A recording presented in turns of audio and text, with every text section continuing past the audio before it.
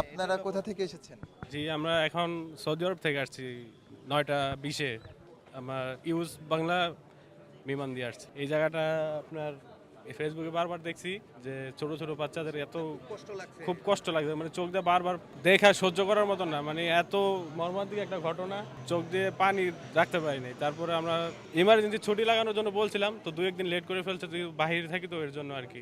না, আমার আত্মীয় স্বজন পড়ালেখা করে না, কিন্তু সবাই তো আমার বাংলাদেশের বাচ্চা কাচ্চা। এটা তো মানে খুব দুঃখজনক একটা ব্যাপার। আগামী দিনের ভবিষ্যৎ ওনারা দেশ সুন্দরভাবে চালানোর জন্য পদক্ষেপ নেওয়া দরকার, যাতে এইভাবে ছোট ছোট বাচ্চারা কারো কোনো ক্ষতি না হয়, মানে কারো মারা বুক খালি না হয়। এটা মানে খুব দুঃখজনক একটা ব্যাপার।